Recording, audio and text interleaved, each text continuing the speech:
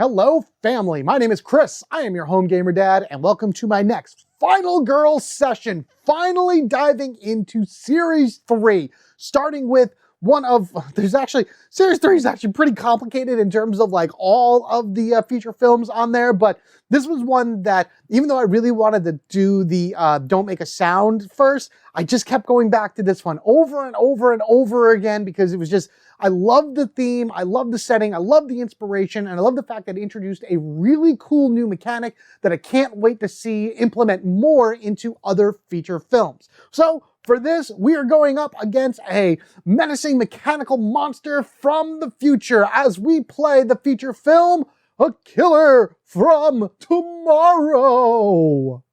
So if you're not familiar with the source material, Terminator 1 and 2 respectively are the inspirations for this feature film.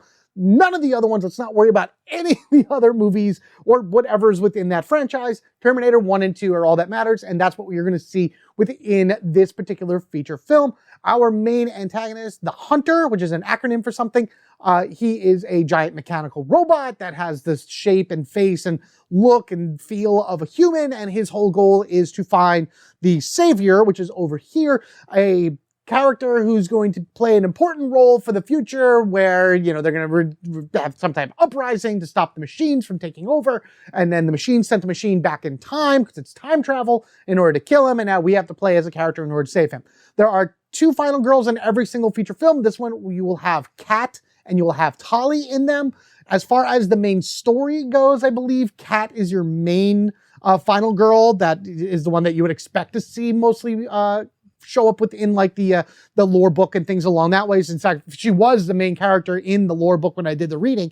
But I see how everybody plays Kat, and while Kat is awesome, she is very, very good for an offensive player no matter what killer you're going up against. I've decided to go with Tali this time. She is more defensive, she is more prep and prepare, and she also has a lot of powers when it comes to the blue reaction cards, which I will be adding a blue reaction special, action card to the tableau. Talk about all of that when we get down to the table. As always with these feature films, just to remind you guys, you do need the core set in order to play any of them, no matter what feature film it is that you play. Every feature film comes with 2 final girls, a location, and a killer.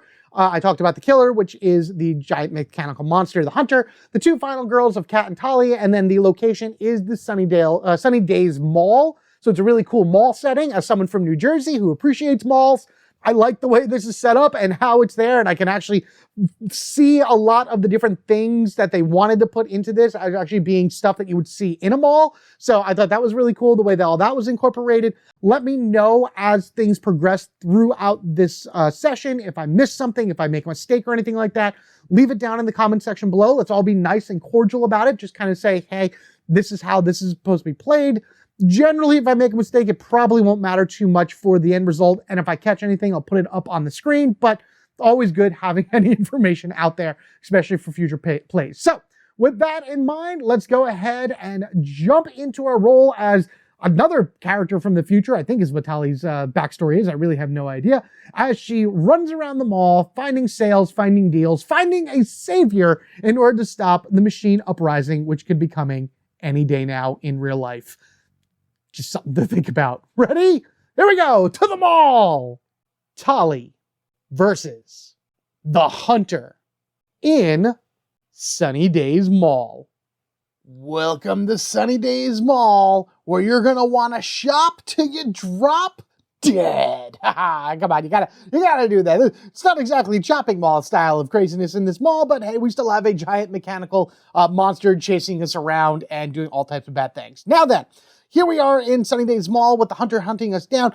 Both of these have a lot of new mechanics to them. This is going to be a little bit, the Series 3 is a little bit more complicated than the past 2 series have been. So bear with me as I go through these instructions, going through what Sunnydaze adds and then what the Hunter adds. And then, of course, as I play through the game, should anything go crazy or whatever, sideways or whatever, you know, just let me know down in the comment section below. I'm hopefully going to catch it for you as I edit. So you'll see like a white, wording up on the screen or whatever, doing the correction. But anything else I miss, you guys let me know down there as well. I'm going to do my best to keep it all on the level with everything, but there's a lot going on here. So I say let's first start with the mall itself. and then learn about the brand new mechanic that we've never seen before in any other Final Girl, the Ally. Actually, before we even get into that, let's just talk about Sunnydaze itself. If you notice around here, we have a bunch of different stores that are lining this area, 6 of them to be precise.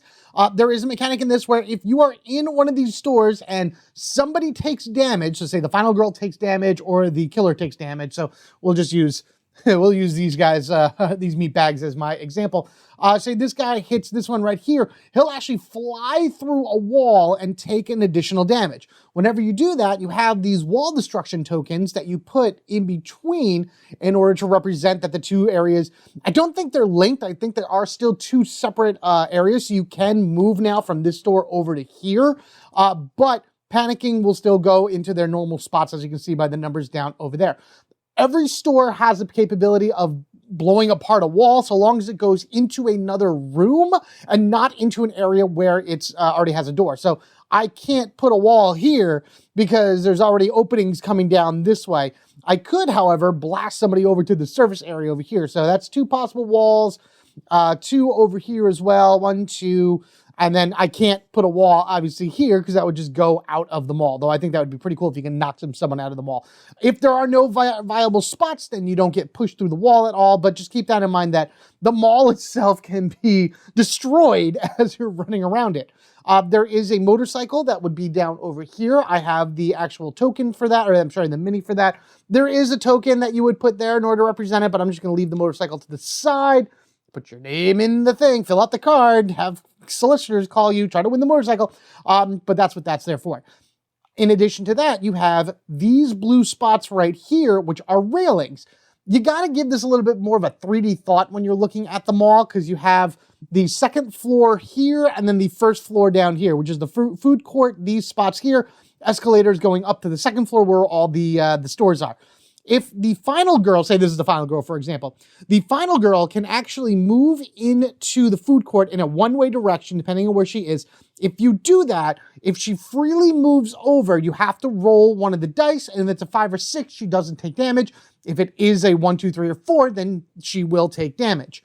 The killer, the savior, which is your ally in this, and the victims will not voluntarily move over the railings into the food court unless done so through a panic or through a card effect or something along that ways. But no matter what, if it's anybody other than the Final Girl going whoosh down to the food court, they're going to take 1 damage. So pretty much any time a victim jumps over to the food court, they're going to die because they take 1 damage and then they, fall and break their neck, apparently trying to run away from whatever it is that's coming out at them and stuff like that. But again, if the killer does it, then they're going to immediately take 1 damage as well. So just keep that in mind. So that's with the railings. You can't go back across the railings. You would then need to come down and work your way up and around. That includes the killer. So if the killer's right here and he wanted to get to this spot, he would need to take the long route in order to get there, because he's not just going to go whoop like that, unless there is something that says otherwise. I think there are a card or 2 for the killer that enables him to do that within Sunnydaze, but we'll see that as we go along. Let's head on over here to our tableau area so we can talk about our savior, which is included in the Sunnydaze Mall. And I should actually specify again, yes, the victims will not go over the railings, the killer will not voluntarily go over the railings, and if either of them do, then they take the damage.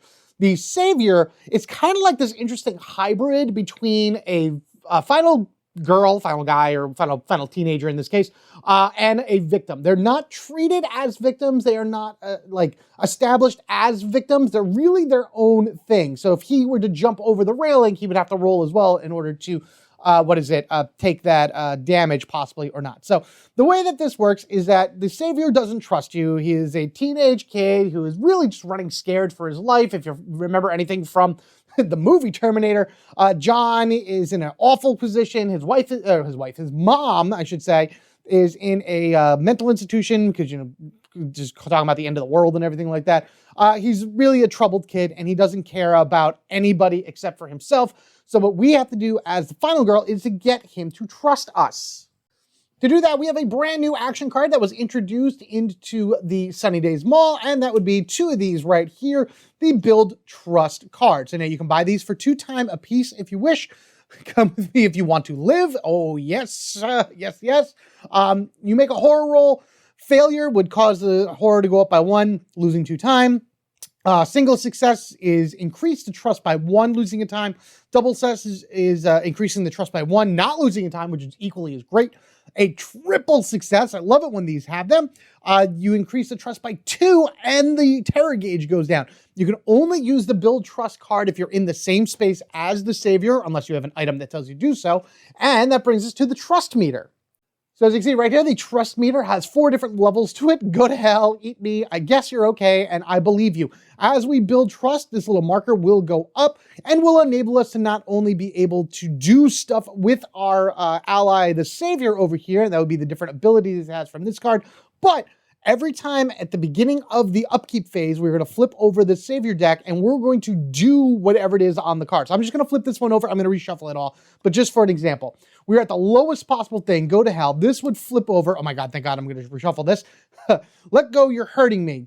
Discard and draw a new savior card if this savior is not in your space or adjacent. If he's in our space or adjacent, we would lose 2 health because he would just try to get away from it because we were in the go to hell level. If we were like, say up here and I guess you're okay, then there would be absolutely no effect, which is equally as fine. I'm okay with that. And then of course, we would actually recover a heart if he was in the same space as us. The thing with this deck is that once all the cards are gone, there's no reshuffling. So this whole like draw a new card and, resolve the next one could burn through this deck really fast. Because let me tell you, if you get all the way up to I Believe You, he gives you a lot of really good abilities up here. It's just a matter of getting there. Let me just reshuffle this, put this back down. All right, so now as we start building the trust with the savior, I'm just going to call him John because I want to. John has 4 health in total. We can actually start activating different abilities of his as we go up the scale. He only has 4 ability cubes right up there, and there's 5 different abilities, so you're not going to be able to trigger them all at once. Once you activate something, you put a cube onto the spot that you want to activate, and it immediately happens during the action phase of your turn. During the upkeep phase, the cube slides over 1, and that includes everything that's here. So if you had multiple cubes on here, they would all slide over 1, and then at the next upkeep phase, they would slide off the card, and you'd be able to reuse them again. So you can go back and do other stuff like have him move, have him recover. This is a reaction down here on the bottom. It's actually slightly in blue. You can see it reducing any attack by 1. And if you get him all the way up as good as you can, he'll actually reduce the horror level. As far as the savior goes, when it comes to being targeted, the savior will always be the one targeted should the final girl symbol appear. So whatever killer you're using in Sunnydaze Mall, its goal is to hunt down the savior and kill them. That is their main thing. So if you ever flip over a terror card that has the final girl head on it, it's the savior. It will always go for the savior. And then it's the same thing. He doesn't count as a victim, so victims will take priority over, the savior if you get something that does a final girl symbol and a victim. So always go to the victims first. In addition to that, the final girl symbol itself will be able to target him. Like I said, if you're in the same space as the savior and damage is dealt, you can choose to either take the damage as the final girl or as the savior. So it actually gives you a choice between the two. So I'm saying this thing's kind of like a mixture between a victim and a final girl, and of course, all doing its own separate things. There is another card underneath this because there's a second ally that you can get so long as we have the right conditions met. But that's only with the hunter. I will talk about him. You know what? Let's talk about him right now because that's all that the Sunnydaze Mall has. The savior mechanic, all those other little things on the map as well. All right, so our hunter up over here, which the hunter is an acronym. I forget what it stands for. I know it's in the book itself. We do have our standard cards right here, our dark powers and our epic finales, which actually, why don't we just set those up? Because I kind of need to do something with the finale in order to, get that going with the setup for the hunter. Now, there's actually 2 different killers within this module of the game using the hunter. You have the Mark V right here, or the Mark V, whatever you want to call him. You can use the letters if you want. And then there is a stronger, more aggressive hunter that's going to come in later called the Mark 10, the Mark X, whatever you want to call them. The health that's represented over here on the side, the 15, is actually for the Mark X. It is not for the hunter, the Mark V hunter itself.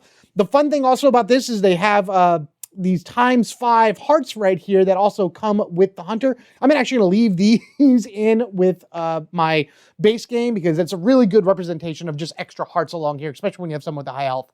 Now, the way that this works is that we have right here this section that shows the Mark X, and that's actually a countdown. There's actually 2 different ways that the Hunter Mark 10, Mark X, again, I'll just keep going back and forth between those two, come into the game. The first one will be revealing this Hunter Mark X card that's going to be on the bottom, one of the bottom 3 cards of your Terror deck. This is all part of the setup for the Hunter, and I'll get to that in a moment. But first, the other way is through these tokens down here, which is made as a countdown. You have these 2 Hunter Mark X tokens right here that you're going to stack on top of each other.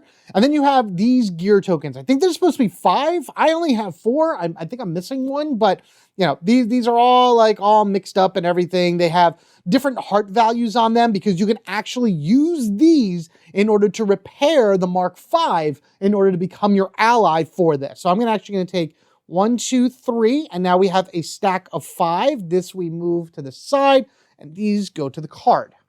And we're going to stack them right over here. Now, when you do damage to the Mark 5, you're actually not taking it away from the hearts over here.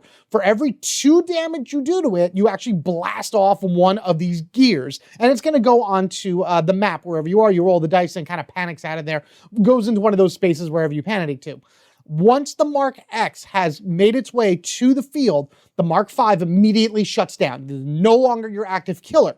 You can then go to a spot that has one of these gears in it, use the time to pick it up, go to the spot where the hunter is, your Hunter Mark 5, and use time in order to repair it. Once you repair it, the hunter then becomes an ally. So it works very similar to the way John does from Sunnydaze Mall. Again, I'm just calling him that because I want to. Whatever is underneath here are different heart values. You can install as many of these as you have on you or as fallen on the field into the hunter here. That will represent its maximum health. If this is ever destroyed from the Mark 10, like all the health goes away, that's it. This thing is completely out of commission. You're on your own. But just like with John, I will have separate cubes over here, 4, which is nice because all he has is 4 powers. And I can put them on here in order to be able to do different things. Retaliating from an attack, reduce and an attack back, moving 2 spaces, and then dealing 2 straight damage.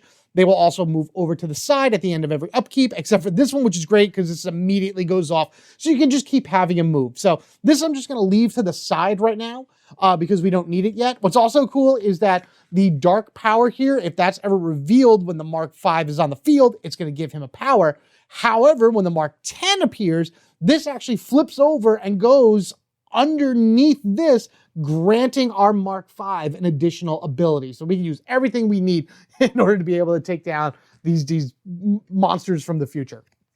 All right, so we're just going to go ahead and do the Terror deck right here. I'll set that up right now. This, again, is going to be set up all the same way. You're going to have 10 cards. So I did a shuffling of the Sunnydaze Mall and the Hunter together. So it's 1, 2, 3, 4, 5, 6, 7, 8, 9, 10. I am then going to take, we'll take this one and we'll take that one just for the heck of it. It should be the bottom 2, but again, it's just fun for mixing up whatever. So now that Hunter Mark X is somewhere on the bottom 3 cards of our Terror deck. If we do not destroy the Hunter Mark 5 in time, then that will get revealed, and that's when the Mark X will show up in order to hunt us down, or at least the savior itself.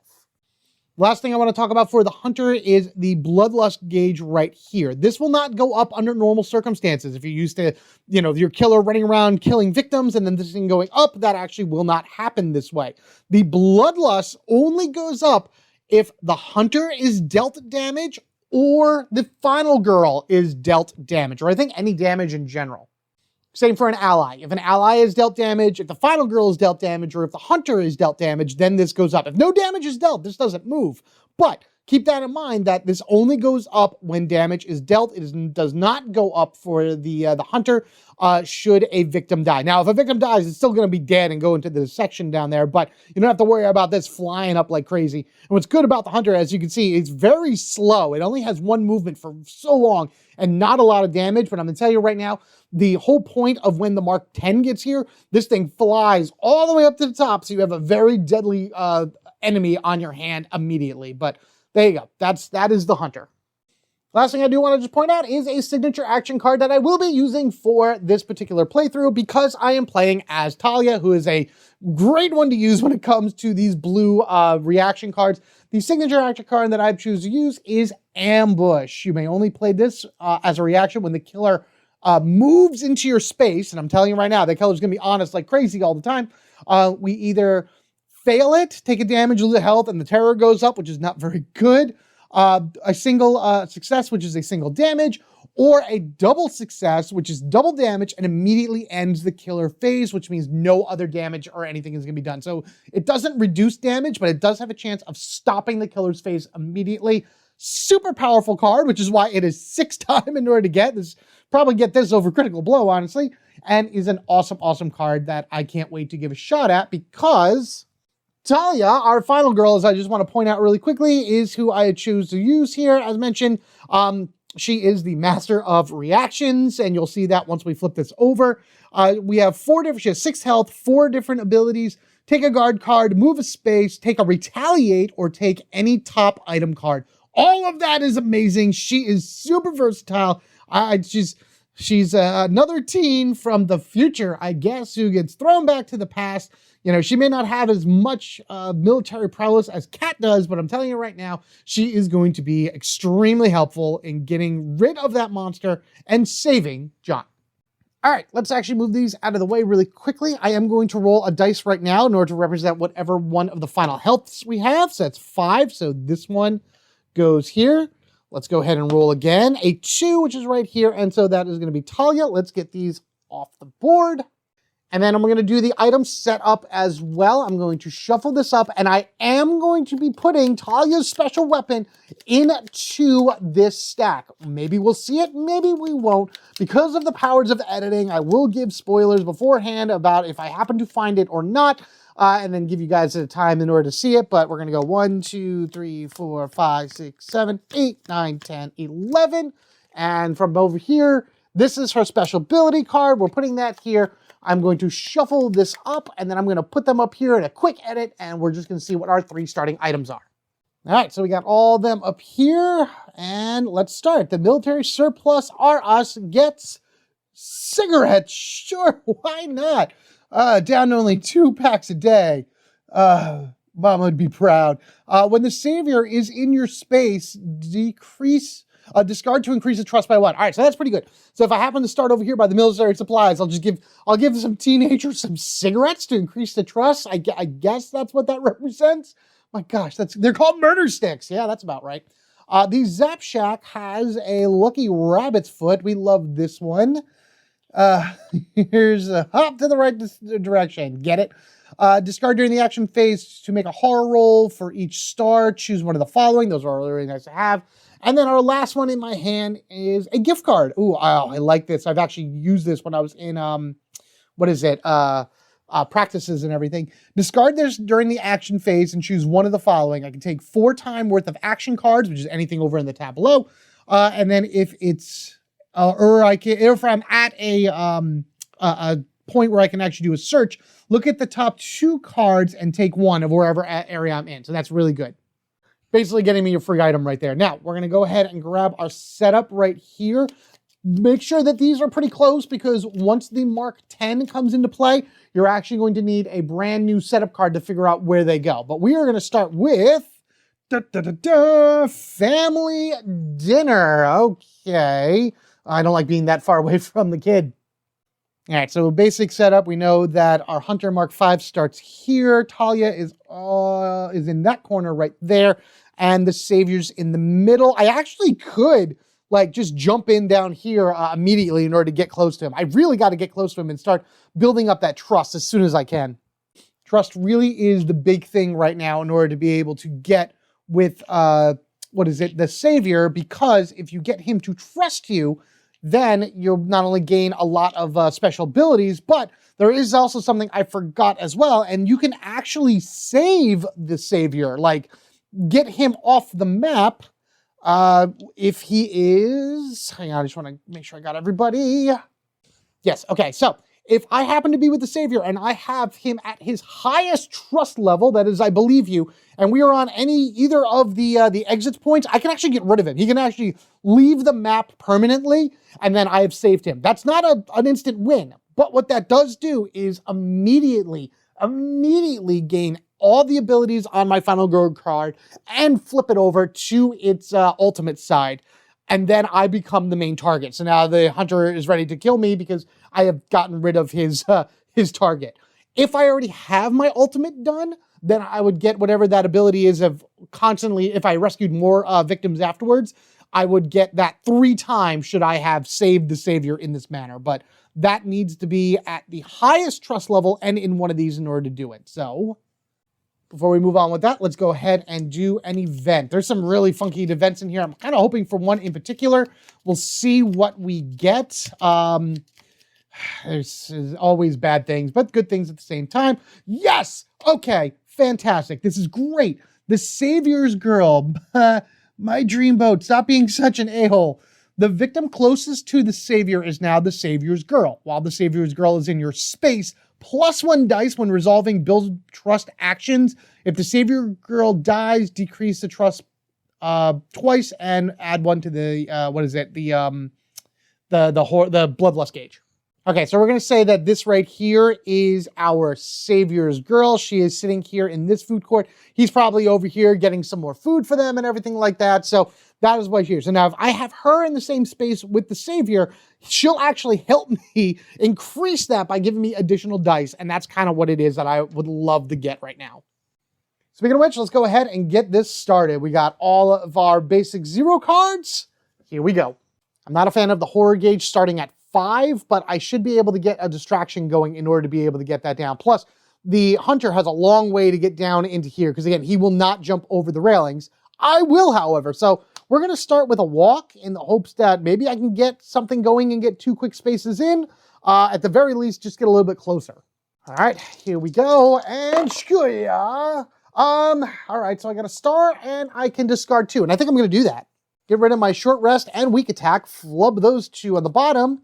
And I'm going to go, I can't bring the victim down with me because I don't want them jumping over the railing. So I can just go 1, 2, hop over the railing. I'm going to roll really quickly. Oh, okay, well, Talia takes a damage already. That's fine. She can start with 1 hit from that. So she's not exactly super nimble, but at least it's something. We are down to 5 time now. And I'm just going to try to focus really quickly. If I can just lower the horror gauge by 1, then that'll be better than nothing. See what we can get here. It's like the same roll. I'll just take the 1. That's fine. We may lose a time, so we're at 4, but at least that's at 4 now too. And we are going to end our action phase. All right, so we have 4 to spend over here. I'm definitely going to be grabbing a sprint in order to do what I got to do, and we will grab a build trust for 2 as well. And then these go in, which are all my 0s. I do want to, again, get my distract at some point just so I can lower that horror gauge, but for right now, I need to build trust as fast as I can. However, it is now the hunter's turn. Again, he's just going to kind of lumber himself down, so he's just going to move 1 down this way. There are no... If there was a victim here, he would kill them, which would be terrible because that's part of his card, but that's really it. So now we get to draw from the terror deck. And from there, we have our first terror card, which are Mall Rats. If the Savior is not on the board, he is... Place 2 new victims within the Savior, immediately resolve a Savior card, and then draw an event. All right, so we got 2 more victims right here with the Savior. I guess they're all just kind of working together and everything. We don't have to worry about convincing them. It's really just about him. And if I can move over 1 and take her with me, that's going to help out a lot. But now we have to resolve a Savior card. So that is 1 less of these that we're not going to be able to use. I'll hang out with whomever I want to. That's very appropriate with those Mall Rats in there. Move the Savior 2 spaces towards the killer. Are you kidding me? Why? Why? Oh, man. All right. 1, 2. So Mary, he's just standing here staring him down. So now I got to go 1, 2, 3. Good thing I grabbed that sprint card. And we do got to do another event. So see what this one is. Yeah. All right. Rise of the Nerds. Oh, cool. Place a new victim at both Boards and Bones and Joystick Heroes whenever you end your action phase in either a store with a victim... In either of these stores with a victim in your space, choose one of the following. Ooh, that's so nice. Okay, so that's right here and Joystick Heroes. All right, so If I end my turn in any one of these stores and there's a victim in there, then I'll be able to do the ability. But there you go. So that's that. Still, there's a lot of people. Mall's busy for this. Must be a Sunday.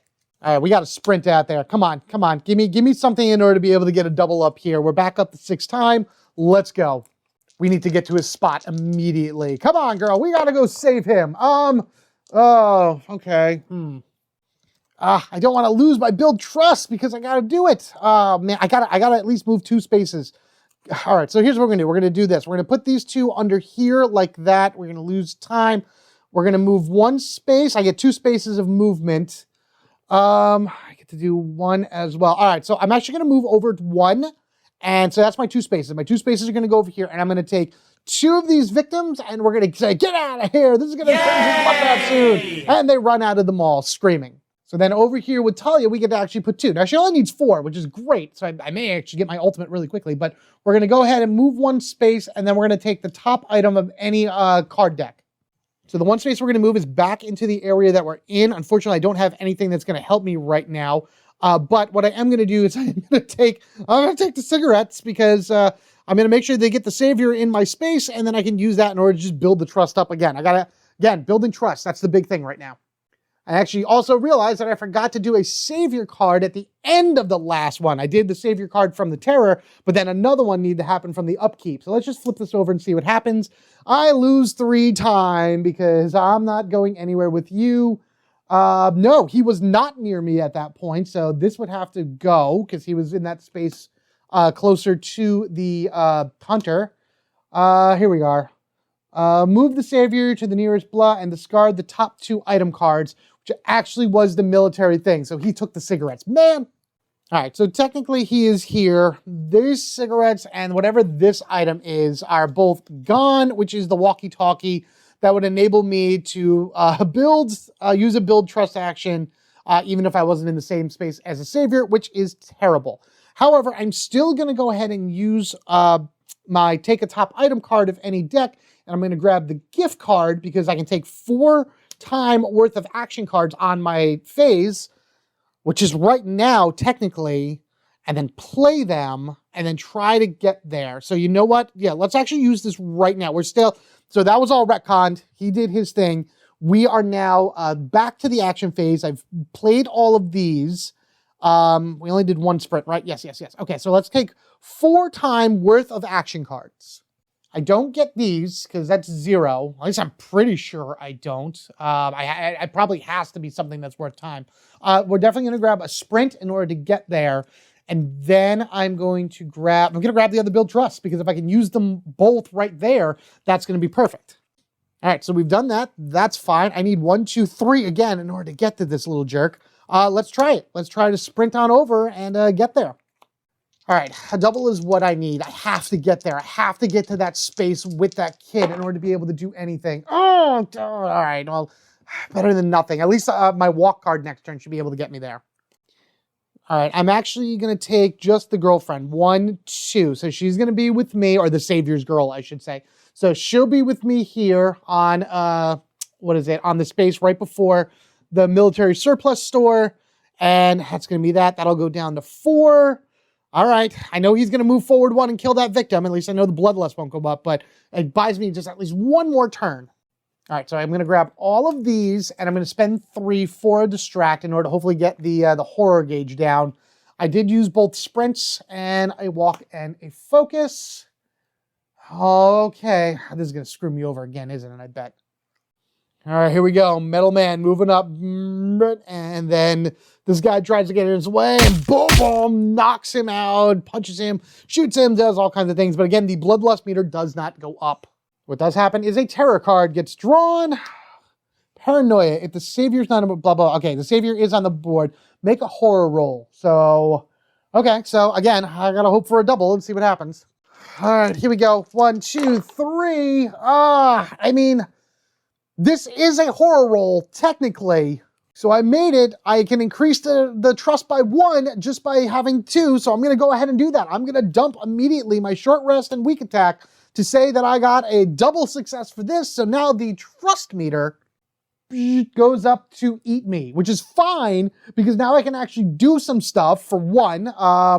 I can recover his health and have him reduce damage for whenever the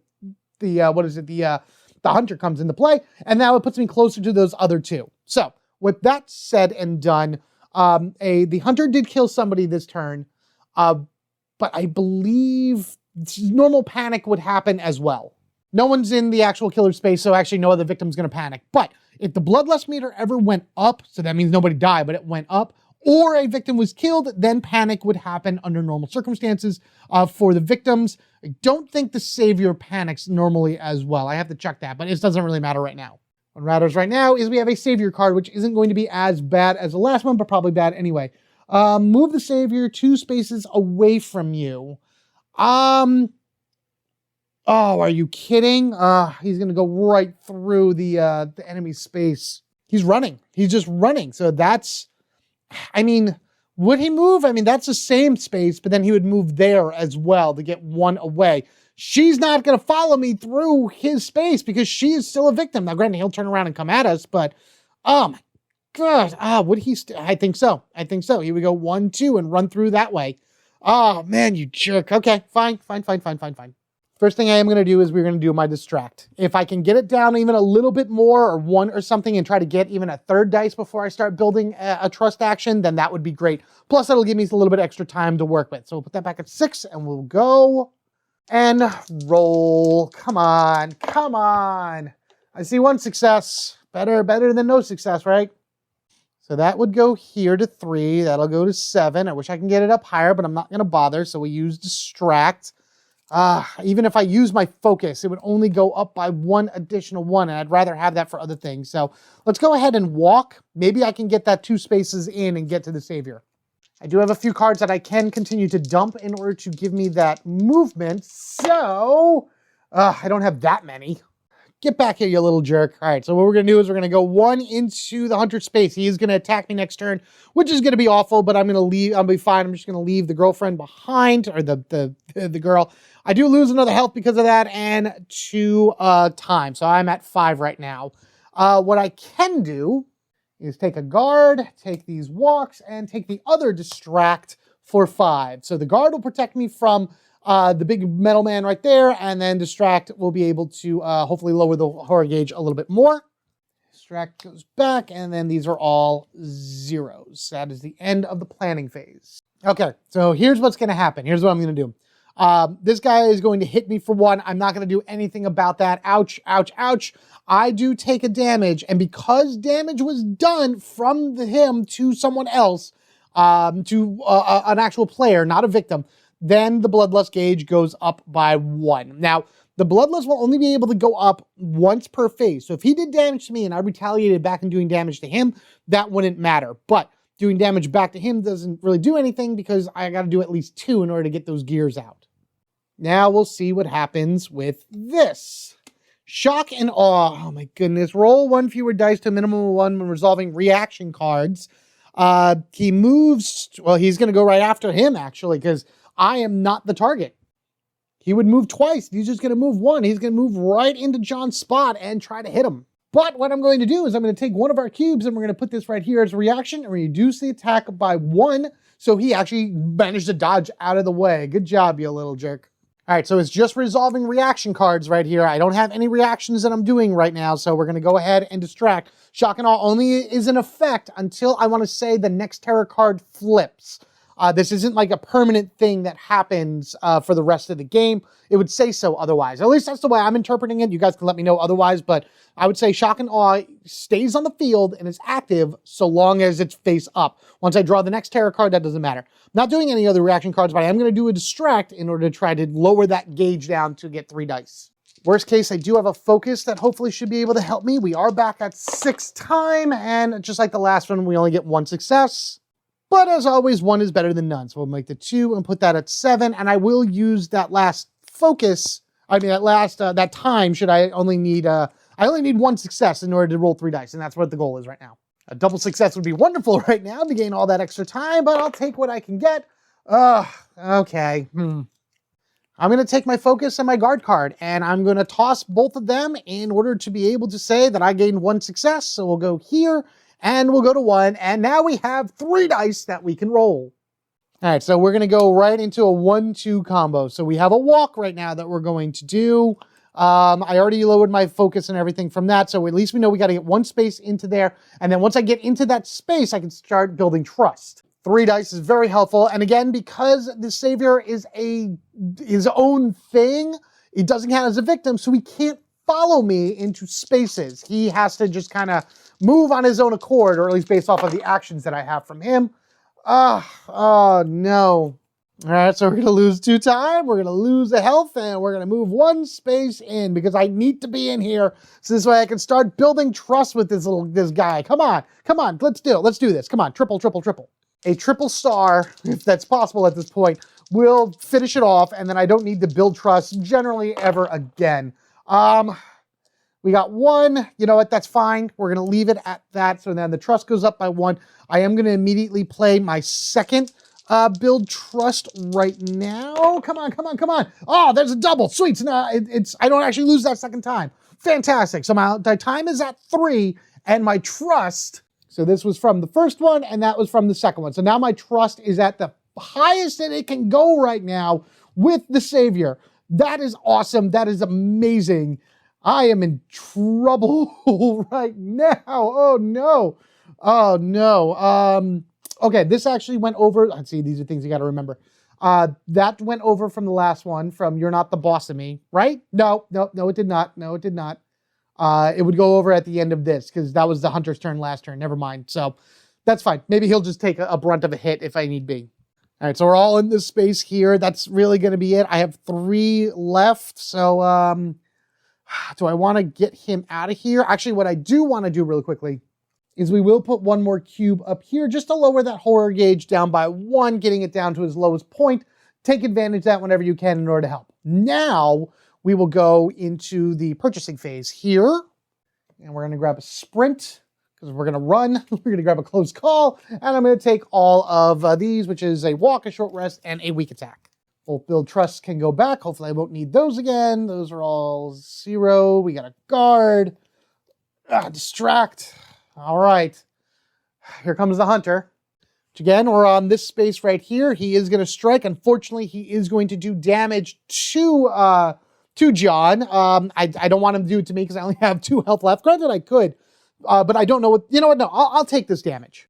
I'll take it. So now I'm going to be rolling another dice, but I'm always so nervous with that. But the Bloodlust does go up, and now the Dark Power is going to be revealed. Oh no, the M134 minigum armament. This is the epic Dark Power. The Mark IV can make attacks of ranges 0 and 1. When it's an attack range of 1, reactions cannot be played. Oh man, but as soon as he becomes an ally, he'll do more. He'll do more damage, but it doesn't matter until he becomes an ally. Now, all of that said and done, let's go ahead and flip this over. Collateral damage. He's going to move. He actually is going to move. For each railing space containing at least 1 victim that the killer moves through, including the starting space and the ending space, push 1. Actually, that's good. That's great. Because nothing actually happens. He's in the space with us. He's not going to, he would have moved past these and like pushed these people over and they would have fallen and they would have died. But he's in the space with us right now. Oh my goodness. We got off lucky on that. See what other luck we get. Now we're going to be able to do a highest amount. I believe you. Okay, so the horror gauge would actually go down by 1. Because we are at the maximum, then we are going to go ahead and just gain 1 time. So we're starting this round with 7 time. That is awesome. And then these also now move over 1 as well. So at the end of the next turn, I'll be able to redo some of these. And actually, before we do anything else right now, I'm going to go ahead and just put these 2 right here and move the Savior 1 space apiece.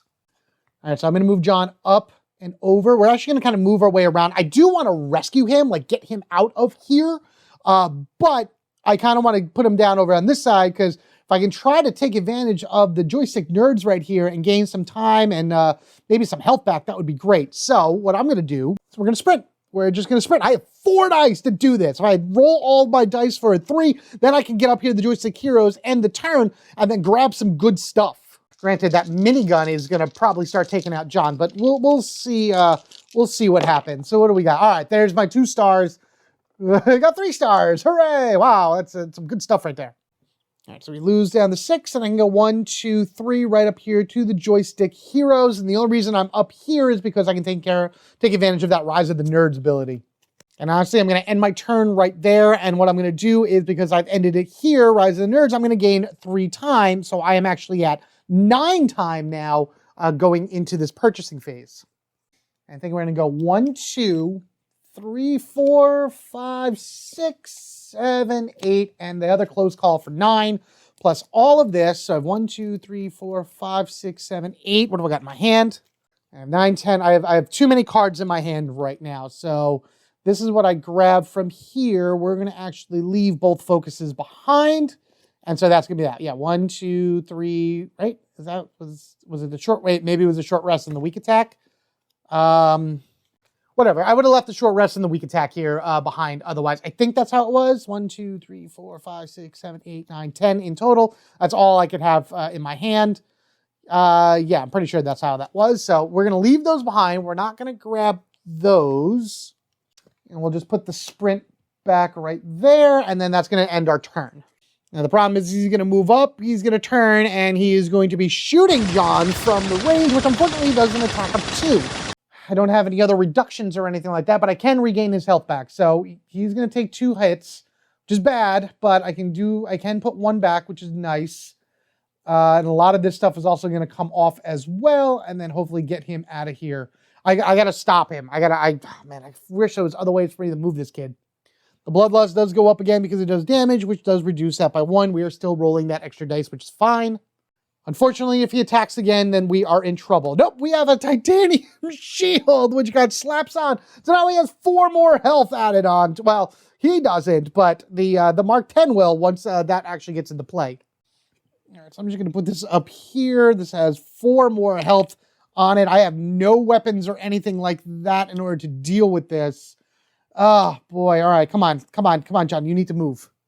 All right, here we go. Savior flips. You're not the boss of me. We are, and I believe you, which is move the Savior up to 2 spaces in any direction. Okay.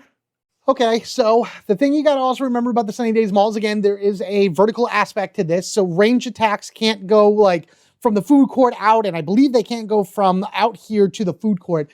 But that's fine, because if I can move John 2 spaces, I can go 1, 2...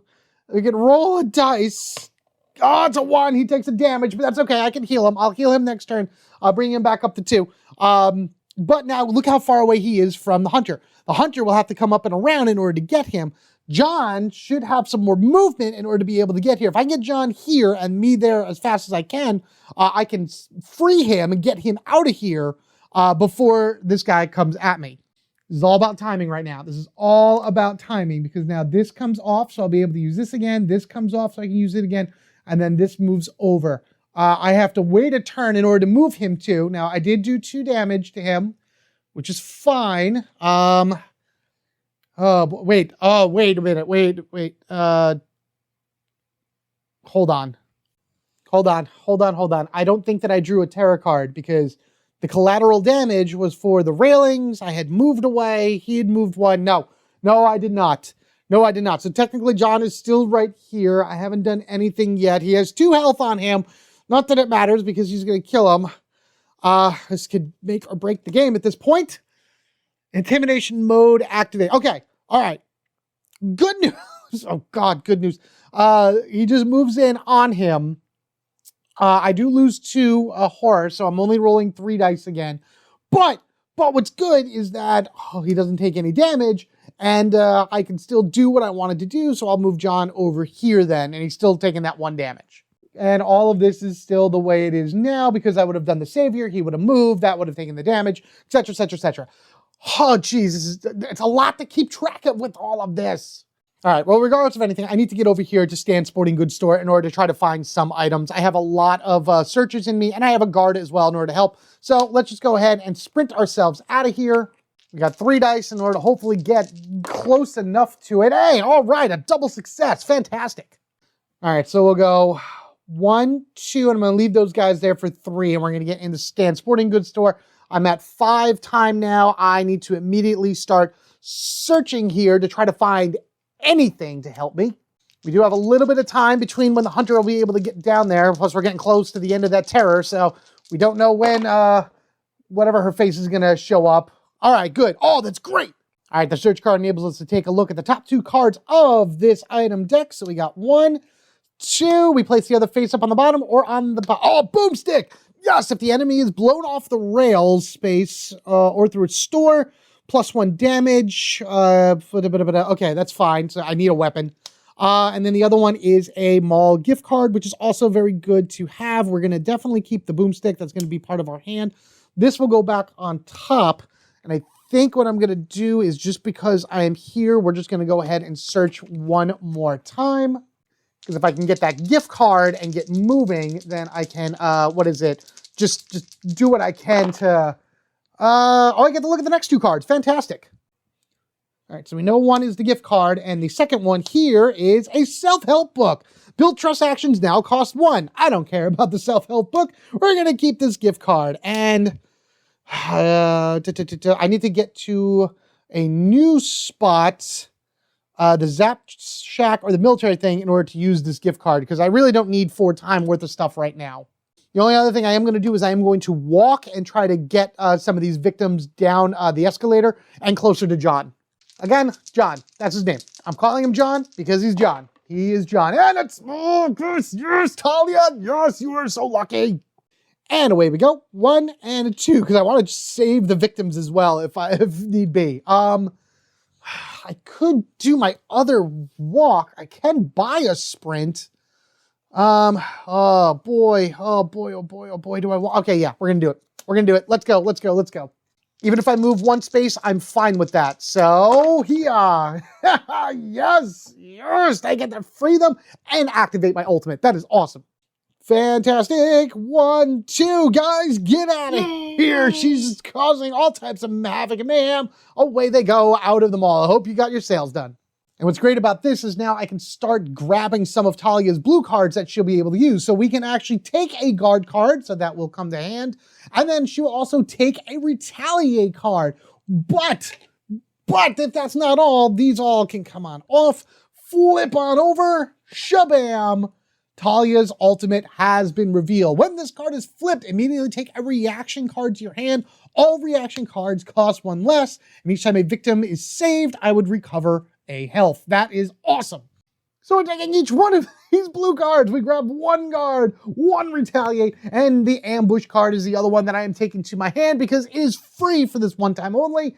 Yes, let's start building up our ability in order to fight back against the machine. I think while I'm here as well, we're going to do this in order to recover you by 1, and we're going to do this in order to lower the horror gauge by 1 as well. So now that is at a 2. Okay, so that's going to be the end of her turn. With 3 to play with, I'm actually going to grab Improvise in order to be able to have something in my hand ready to go for the long haul of like building up my dice to doing like good attacks and everything. I'll take these focuses as well because I can add them to my hand and they're good to just kind of dump if I need them for anything else. Searches and the sprint. Okay, that'll be good. That's fantastic. Nope, I'm sorry, I'm putting back one of these focuses because that would be 11 cards in my hand. So that would be number 10. There we are. Now we go on. So actually looking back at the instructions, it said attacking from the food court. Railing spaces can't be hit with ranged weapons. But I mean, it makes sense if he just moves 1 and then attacks at a range. Now he's focusing on this guy. So I don't think he would attack this victim here in this spot personally. Because he's more focused on John right here. So he is actually going to stand here and fire down at him. And I can actually use a reaction right here because the 2 cubes came off. Actually, this would move down and that would move down as well.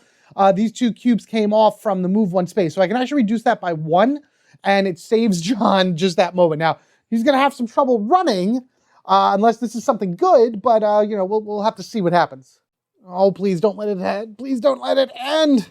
Oh great, another, Twisted Bonds. During the upkeep, move the savior 1 space closer to the killer. Ignore this effect if the savior has left play. Great, another health boost. Now, I don't think he'll be able to move 1 space closer to him right now because of the fact of where he is, but at least that saves him 1 more turn. Oh my gosh, this is, oh jeez.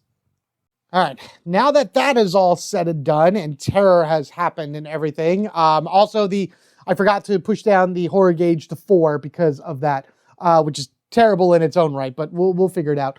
The Savior, watch this. Career might believe you, which is fine. Move the Savior up to 1 space in any direction. Okay. All right, that's good at least, right? Yeah, all right, good. Thing from it all, I also got a little like craze on it, so he should actually be right here as well because he would have moved 2 spaces to try to get to John. However, I can move the Savior 1 space in any direction, so he's going to move right there, which is only 1 space away from this spot, and I actually can do that this turn. Oh my goodness, I can. Okay, oh boy. All right, so all of this is dropped off right now, which is fine. Brand new turn. Next turn, let's, before we do anything, do some actions. First, we're going to go ahead and lower the horror gauge by 1 using that ability. We're then going to go ahead and give him a health back to try to like free him up that way. And we're going to move him 1 space because by moving him 1 space into here, Talia's like, all right, you jerk, here's where you're going to go. Take this note, go meet my partner, Kat, find her underneath the bridge right here. She's going to take you from there. I'm going to slow down this guy as best I can. All right, lady, you crazy, but I'm out of here. Peace, chicken grease. Away he goes. He is gone from the map now, which is awesome. Now, I get to go ahead and trigger this. Now, yes, I'm going to be losing another dice here, unfortunately, but I'd rather heal her up to 3 times right now, just so she has some staying power in order to fight this thing. All right, so 1, 2, 3. My goodness. My goodness. All right. And plus I have a ton of reaction cards also in my hand, so I'm not really too worried about that. Now, it is our turn. I think what I'm going to do is I actually am going to use this gift card in order to take 4 times worth of action cards. And that's actually going to be a sprint and a search. So those are coming. No, actually, no, I can't right now. Can't yet. I got to use cards first because I only have 10 in my hand. Okay, so we're going to go ahead and put that back. First thing I will do then is I will improvise because I'm only rolling 2 dice. At the very least, whatever, maybe I can get 3s and 4s to be successes as opposed to maybe my next roll instead of the one after. All right, here we go. Let's see what we can get with this. You know what? Let's just dump. So I'm going to do that. I'm going to dump all 4 of these cards, 2 close attack and 2 weak attack short rest. So now until the end of this action phase, 3s and 4s also count as successes. Now we can take our gift card and we can spend it for 1, 2, 3, 4 right there. I'm pretty sure it is a hard limit of 10 cards in your hand, so I couldn't have spent that before and everything. So we're fine right there. Let's just do it. Let's just sprint on out of here because I can go 1, 2, 3. I'd still need 1 to get over here, but at least I'll be further away from this guy. Which, at this point, he is probably going to try to kill some victims. I didn't even need it. Why? Why does that happen? Why do I roll the best takes when I don't need to? All right, so times at 5, 1. Do I want you to come with me just to be safe? Yeah, sure. 2, 3. So we got both of you guys in here. Protect her. Protect her because John will not forgive me if anything were to happen to her. And I'm actually going to toss this guard card right here just to give myself a 6 time back. And I'm going to... do I want to do it again? Yes, I'm actually going to take this focus card. I'm going to toss it. So now I have 7, and we're going to go 1, 2, 3, 4, 5, 6, 7 into my hand. And then, perfect. That's 10 exactly in my hand. Fantastic. All right, so we can put the guard back here, improvise, sprint, close calls, and the weak attacks right there. With John out of the mix, we don't have to worry about this. So all of these savior cards don't really mean anything right now. And he would have given me time, and we would have moved. I would have recovered there. That's fine. I don't care. He trusted me. He's gone. He's out of here. We don't have to worry about any of this. But for right now, we have this guy that we have to worry about, and hopefully we'll get him on our team. All right, well, he just lumbers forward, and over to the terror deck we go. All right, we're getting down to the last 3, so that Mark X is going to be showing up sooner than later. Target acquired, so we lose another horror gauge, so that's down back to 4. He moves only 1 space, but yeah, that's it. Okay. I actually think this is up 1 as well, so you just got to keep that in mind. Now, I need to get into here right now in order to start trying to find some stuff. So I'm just going to do a basic walk, roll, do I want to do distraction first? Let's roll our distraction and hopefully lower that down a little bit more. I need to get myself rolling back to a lot of dice here. Do I want to dump 4? No, I'm just going to dump a walk and a focus just to give me 1 success. So that'll go here and that'll go back down to 3. Still rolling 2 dice, but let's go ahead and just walk ourselves into that surplus store.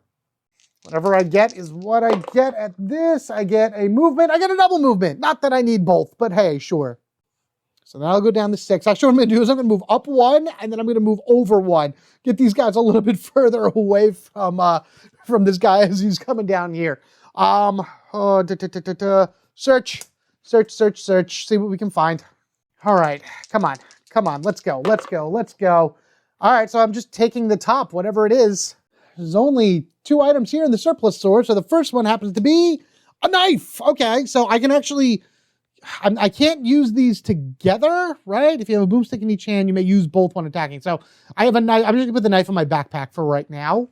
Let's just search in this last area. Man, I'm digging through these as fast as I can. Finding her weapon right now would be amazing. And I'm kind of hoping that's the case. So let's see what it is. All right, any warnings on the screen in case this is it? So 1, 2, 3. No, it is not. It's the chopper. While with the chopper, which is the motorcycle, you move at least 1, and you move at least 1 space. You may move up to 2 additional spaces with the chopper. The chopper can carry you and 1 victim or ally and cannot enter stores. If you enter a space with an enemy, you may discard the chopper to deal 4 damage to the enemy, and then each person riding the chopper. Oh, that's pretty cool. All right, so now I have a motorcycle, apparently, that I can run around with. So I know where her weapon is. It's just a matter of, do I really want to try to get there? And I kind of do not, because I might want to start fighting this guy. All right, I got 5 to work with. I am going to take a distraction, and I'm going to take the other sprint card right here, and then all of that. 9 cards in hand, search, distraction, and my 2 walks and my focus right there. All right, bump. He moves up again, another 1. Now we draw the terror card. Oh, here we go. Hunter Mark X. If any effect causes this card to be discarded, resolve this card. Okay, so here we go. The Mark V is the active killer, which it is. Immediately shuts down. Increase the Bloodlust to the top of the track. Place any remaining cybernetic part tokens in its space. So I didn't blow away anything. It has 3 cybernetic parts that are currently in its place. Place its dark power card underneath its ally card. Leave any minor dark powers as the Mark X inherits them. Great. Discard any remaining terror cards and then reveal the finale. Oh boy, Rise of the Mark X. So all of this comes off. These 2 right here are gone. These 3 gear things are in the same space as the Mark 5. So he has shut down. There's been a temporal surge that happened, and he has gone, and then he has finally shut down completely. So then we're actually going to take this as well. There's one thing we got to do first beforehand, and that's figure out where the Mark X goes. Before I do that, I do want to just point out that this now is going to go underneath here. So his power now is that he will do an additional damage when attacking and has a range of 0 and 1. So now because he has that minigun on his arm, we can use that to our advantage to do 3 damage at a distance and then reduce damage by 1, and also we'll do 2 damage. So any damage he does, we'll do an additional 1. That's going to be awesome. Forgot about this. If the Mark X is not on the board, we're going to discard the countdown tokens, draw a new setup card, and we're going to place the Mark X wherever the killer is. So we have our setup cards right here from the beginning of the game. I'm going to shuffle them, flip over. All right. Face off in the food court. Oh my gosh, she explodes and pops in right in the middle. Right there. Oh, no. Wow, you are close, lady. Oh, boy. That's at least this is the end of the terror phase. Killer phase, I should say. Flip this over. Oh, boy. All right, so termination mode activated. First off, this goes all the way up to the top. The Bloodlust thing would only really trigger if it wasn't already there, like if she appeared beforehand. But now she's going to have movement towards me because, what is it? The... what's his face? John is gone. And she's going to do 2 attacks every time. And she does 5 damage an attack. Oh my goodness. And look at how much health she has. Tons of health. All right. We need an ally. We need help. We need help big time. We need to sprint ourselves over there as fast as we can. Did I grab a distract? I did grab a distraction. Now we're going to do a distraction first to try to do what we can to get maybe a third dice ready to go, and then get ourselves over here and heal this guy.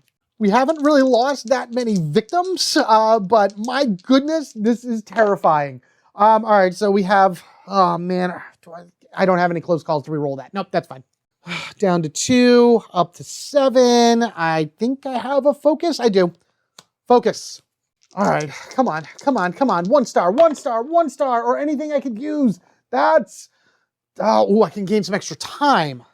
I need it. I need my time right now. So I'm going to dump both of these. So now what I have is up here, I've gained 2, so I'm at 9 now instead of 7. And now we're going to go ahead and use our 3 in order to sprint on over 1, 2, 3 to where the Mark 5 is. I don't know what the story is with Talia, but we're going to say she is a great mechanic and runs over. I need to get there. I have to get there. All right, we're going to take the guard card and the sprint card. We're going to dump both of those to make 2 successes.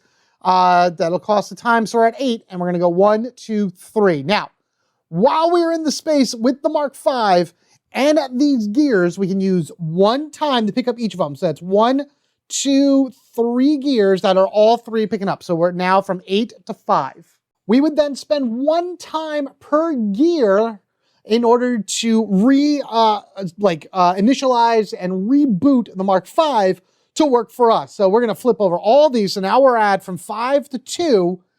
1, 2, so we have 6. Our Mark 5 now has 6 health. Oh, that is great. All right. 1, 2, 3, 4, 5, 6. Okay, so now this guy is able to help us fight back against the, the Mark 10.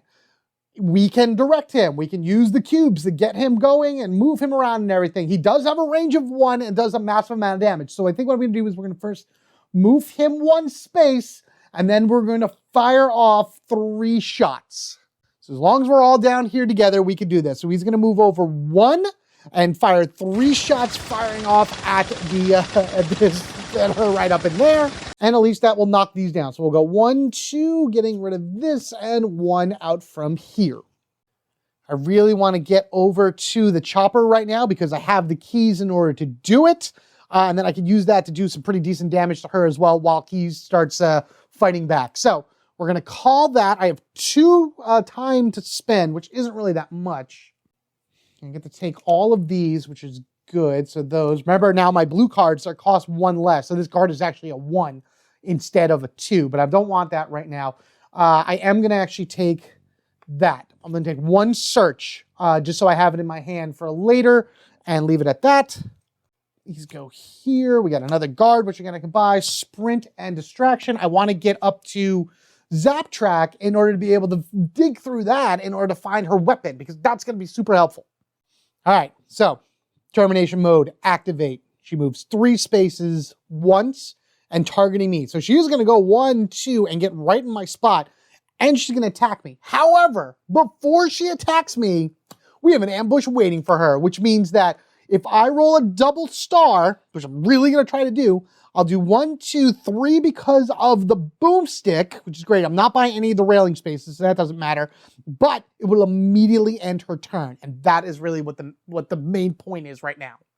Because if we stop her turn, I can get as far away as I can and just try to, yes, yes, yes, yes, yes. She comes in here thinking she's in. I'm just like, no way, B. Boom! Fire her off that way. I don't knock her back anywhere just because this isn't like a railing or anything, but that does do 3 damage to her and immediately ends the killer's phase, which is awesome. It also gets rid of this titanium shielding. So now we're just down to her basic 15 health. Hooray! All right, now also remember these move down 1 and that actually comes off. I can't do anything else. I can't like attack anymore. That's okay. We're going to go ahead and walk. I'm pretty sure I got this right in terms of like the targeting. Like she won't go through anything else. I got to get him into the space with her to like try to like draw attention somehow. But we were not going to be drawing any more tarot cards because she's on the field. And that's kind of what the whole battle is now. All right. Let's see if we can move on 2 spaces. Oh, geez. Well, I'm going to actually move back one. We'll go to 4 time and take a damage. So that's fine. Let's go ahead and walk up to the motorcycle, shall we? Oh, come on, come on, come on. Just give me 1 movement. All right, that's fine. At least I'm in the space with the chopper. 3 time and in the same space with the chopper. I am going to go ahead and just toss my focus in order to gain a 4th time, or gain up to 4, I should say, because we will sprint and I will take both guard cards because they are worth 1 apiece right now, and all of these. All right, all that there, and that ambush is a 5 when it is my turn. Do I want to move you? I actually am going to move you 2 spaces. Wish I could get him in my same space. 1, 2. Only because if he was in the same space as me, I could have him take the damage instead of her, and because he's doing so much damage, I mean, he would pretty much die at that point, so we'll just leave it at that for right now. Any event, bump right there, so now she's going to attack me twice for 5 damage apiece. We're going to first start with a retaliate, which will ignore all the damage, or at least reduce it. I only have 3 health left, so regardless of anything, I need to roll 2 stars in order to stop it. Oh boy, that's why I bought all the guard cards as well, just to kind of have stuff in hand. I need to reduce it. I have to get rid of it. Short rest, weak attack gone, shaboom bam bam, and then because of retaliate, turn around, shabah, fire off the shotgun. So at least I know that's 3 more damage away from her. I mean, we're knocking her down, which isn't so bad. Unfortunately, she has another attack. We do have a guard, but I need to do it all once again because 2 isn't just going to cut it. All right, here we go. Yes, Talia, yes. All right, perfect, fantastic. Back up to 6, no damage taken. All this was used during that turn. I don't have really anything else to defend myself with on my next turn, but it is her turn. Well, actually, before that, this can come off, and this will move over 1. Just being in the area I'm in, we're going to go ahead and fire off once again. So he is 1 away from her, and he should be able to hit her because they are on the same level. So bang, bang, bang, bang, bang. That's 3 more damage. I'll just take this away and put 2 in. All right. Now, we run. We take the motorcycle. We run around the mall. Remember, so the motorcycle will move us up to 2 additional spaces, so I should be able to get pretty far away from her. Pending this actually works out the way I want it to. All right, so that's 4 spaces being on the motorcycle. All right, so we're down to 5, and we take the chopper with us, and we can go 1, 2, 3, 4 over here, right where I want to be on the outside of the store. So now, chopper can carry you in 1 victim, cannot enter stores. If I enter a space with an enemy, I did not enter it, I was already in that space, I can discard it to do the damage and everything. I don't want to do that. I'm fine. We use that, and we're going to call it. I'm going to call the end of it right there, because I have exactly 5 time in order to be able to grab this ambush, because this is 5 from me because of her special ability. So we'll grab that. We'll grab these focuses. These can go back. We have a guard, a retaliate, and a sprint that I would love to buy, but she moves so fast. I'm actually going to go ahead and just move him 1 space as well before I end my turn. So he would move 1 space up to try to get in the same space as her. He would just kind of push her, she would push him away, grabbing his arm, I guess, moving 3. 1, 2, 3, and very mad at the fact that I'm just 1 space away, kills this guy, dead, and like just stares me down. Oh boy.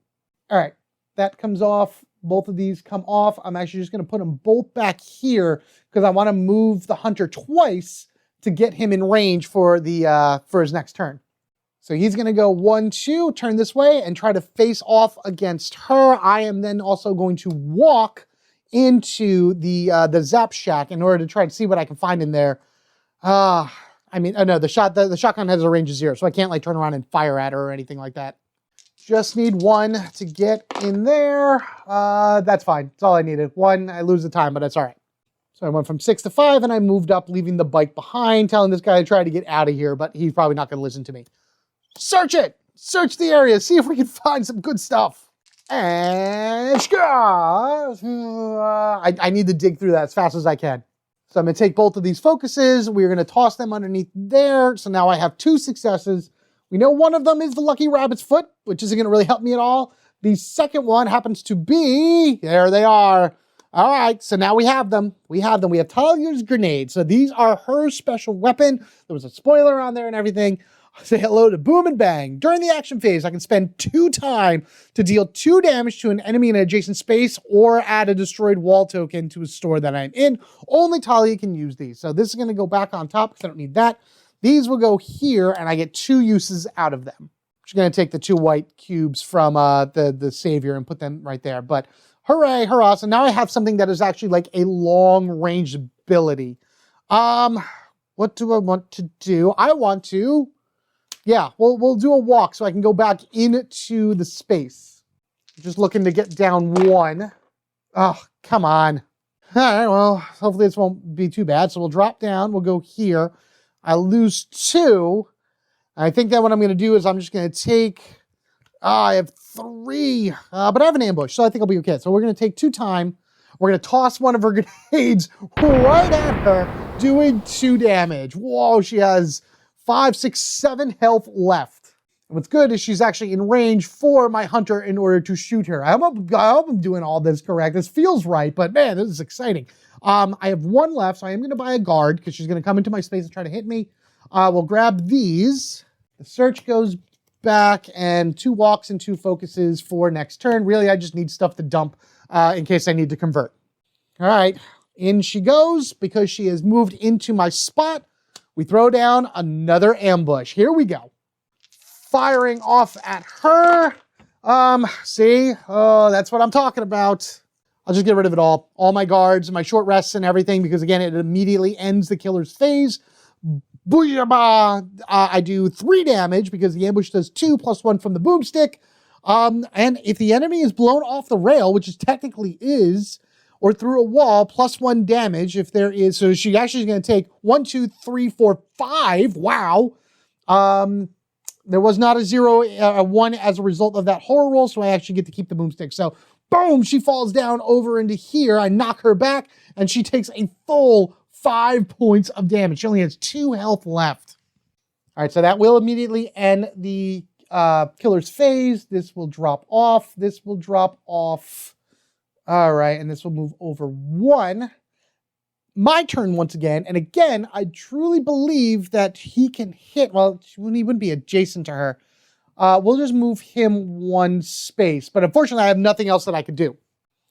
He can move up 1. I don't have any other cards to do anything. Actually, no, I've gone back up to 6. I can spend 2 time to throw another 2 grenades at her because she is within the range. So that should be fine. So yeah, we're going to do that. We're going to throw that. We're going to throw another 2 grenades, go bang, bang, boom. And let's see if this is her final health. Are we ready? 3, 2, 1. That's it. That's it. Kaboom, kaboom, halloo, hallay. And away she goes. Bang. Massive explosion in here. Blows apart into a pile of liquid and blah. Now I gotta go find John. You coming with me? I'll be right behind you. All right, onto the motorcycle. I'm driving. Down and out. But one day,